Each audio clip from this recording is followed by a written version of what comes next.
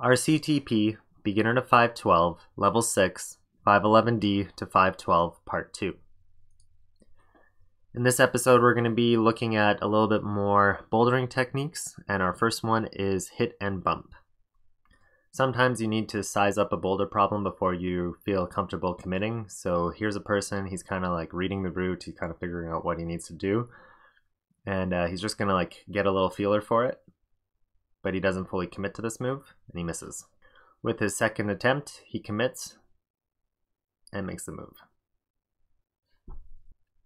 Run and jump.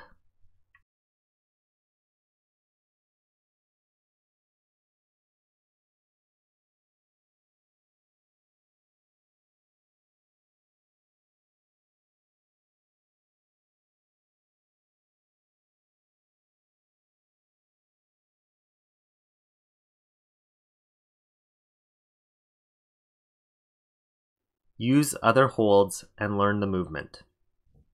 Sometimes to make a move, we need to practice it not in its full expression, but to start in a little easier spot.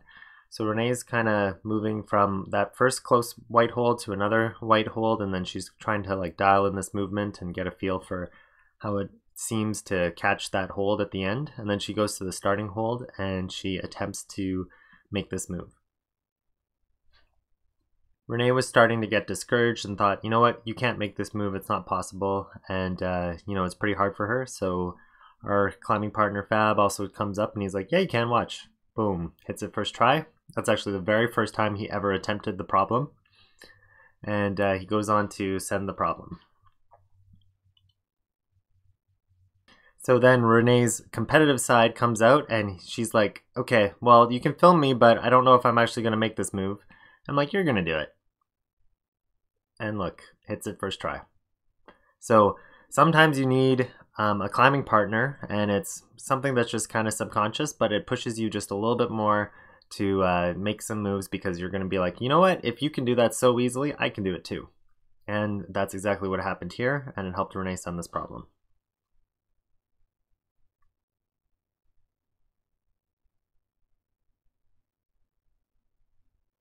Double dyno comp style.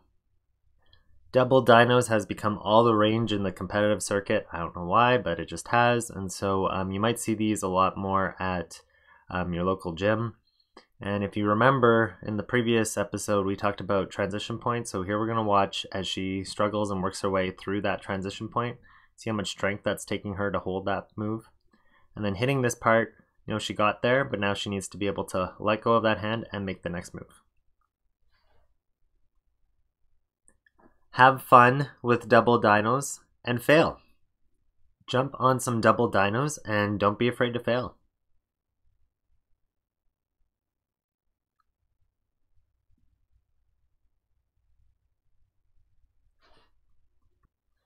As climbers, we've been training ourselves to do a lot of moves fairly statically, and that can be a detriment when you're doing some dynamic movements. So here we're going to watch Renee as she's like looking at the hold as she goes to make this dynamic movement. But actually looking at the hold is a deterrent, and it will make it so that you can't actually make this move. So we'll watch Brian as he does this. Now he kind of hits this hold and he kind of swings to do it, but his shoulders actually end up pointing his head, so he's looking down the wall more at those black holds.